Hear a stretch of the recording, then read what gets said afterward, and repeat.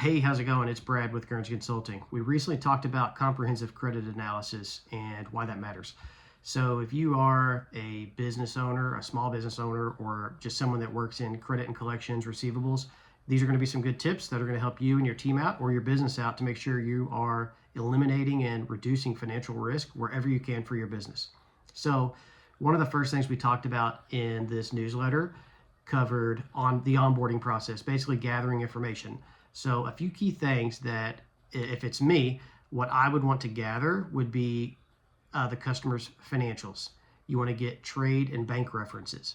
I pull credit history, credit reporting, so use something like Credit Safe, DNB, Experian. There's a bunch of options out there that you could utilize, and it's going to give you information about how they are performing in their industry, how they are performing with other customers that are reporting in on them. Sometimes that can be really good info, and it really is just going to help you get a better idea of how this customer does financially and with their vendors.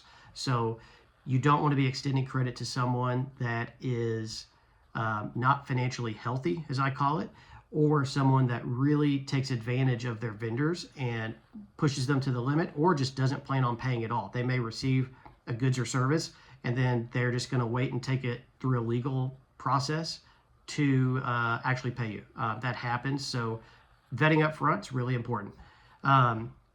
So references, like I mentioned, you want to reach out to get trade references from them and bank references from them. So you want to verify that information. I have a standard document that I use when I reach out to trade references of information that I want filled out. So I reach out to them via email, and then I'm going to follow that. If I got the phone numbers as well, I'm going to follow that up with a phone call and just say, hey, I sent you some information. Can you get this back to me as soon as possible? That way you're not waiting on it, because sometimes it may get lost in the mail, email, or it goes to a junk folder, if you've never emailed this company. So you don't want to do that and let it sit. Reach out to those references as soon as you get that information, and then stay on top of that to make sure you get feedback from them. The financial health of the business. So what I like to look at is different liquidity or profitability ratios. We can dive more into that at a later time. There's a section in this newsletter that talks about it. Some good info, I think. But what I like to do is look at those sort of ratios and also activity. I can get some of that from references as well, I think. But what I do is develop what I call like a cheat sheet of ratios. So once I get customer financials and other details, I can basically plug and play that information into my cheat sheet to make sure that it makes sense that, yes, this customer should be extended X terms and X credit limit. Industry analysis. So think seasonality here. That's kind of the big one. And I mean, just in general, certain industries may struggle with being able to pay their vendors on time. You can get this information straight off of DNB's website. That stuff's free. It gives you industry analysis reporting, and it shows you if it's manufacturing, if it's transportation, if it's water transportation, if it's over the road, if it's rail. It breaks it down very specifically and tells you how the industry on average businesses are performing. It lets you know on average most customers are carrying 15% in past dues in the 1 to 30 bucket. They're only carrying 80% in the current. So you can kind of get an idea, then 20% of the rest of that revenue is past due. Where does it fall from there? It breaks that down. It's really good. I would highly suggest checking that out or reaching out to different sources like I mentioned earlier. You can get some really good free information from there to make sure that you are paying attention to how that industry actually performs. So I mentioned seasonality. Some businesses go through highs, some businesses go through lows. Obviously, there's always going to be fluctuation, and you need to pay attention to that. Where you might be ramping up work with a customer and you're thinking, this is great, this is awesome, and it is.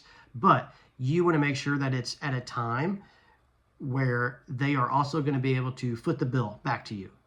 You don't want to ramp things up, extend more credit because you're making some sales, and then you can't collect on it.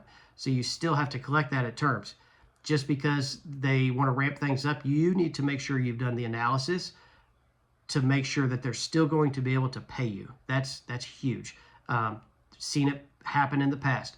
You bump a credit limit up, you start shipping more product to a certain customer because they just, they got a lot going on and you're helping them out.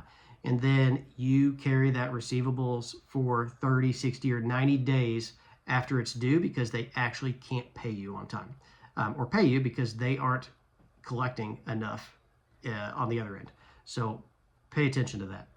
And the last thing we're going to touch in this video is credit limits and credit terms. So once you've done this analysis, you should have quite a bit of information put together. And this doesn't take long to do either. Let me throw that out there. This isn't like a 4 or 5 day process. Normally, if you have a good credit team and credit representative, you're going to be able to get a lot of this information back day one or within the first couple of hours, and put information together for approval and review. So let's say your standard terms are net 30 days. If you feel comfortable that this business is going to be able to accept those terms, great. But you also need to make sure, check into their financials, their history of how they're paying others.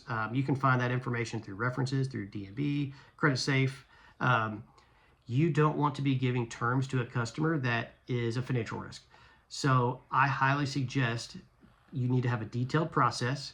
You need to have approval limits based on how much credit you actually are planning to extend this customer. That way you loop in the right people within your company to make that decision, and kind of sign off and say, yeah, we're good with it. Let's go for it. But on the flip side of that, if you have a gut feeling that something just isn't right or some things look a little off, speak up, say something about that. Make sure if you're the person that's sending this off for approval, include that in the detail so they know you think something might not be great with this company. And maybe you start out on prepaid terms, or 50% down, 50% on delivery, something of that nature where you are going to make sure they can get you the money when you need the money. I always look at this. If I have a company that it does not look good on paper, does not have strong financials, and I want to set them up for prepay, that's what I'm going to suggest, and that's what I'm going to relay back to that company is, hey, you've been set up for prepaid terms, meaning before we ship anything to you or you receive anything, payment will be to my business. That's huge. So from there, you can get a gauge of how well are they going to perform then. So the time comes, you're ready to ship, or goods and the services are being delivered, and you reach out. We need payment of $10,000. Let's say whatever it may be. How quick can they turn around and make sure that money's to you? Is it the same day? Do they wire it over? Do they need a couple of days to send it ACH? Do they say, we'll send you a check in the next week?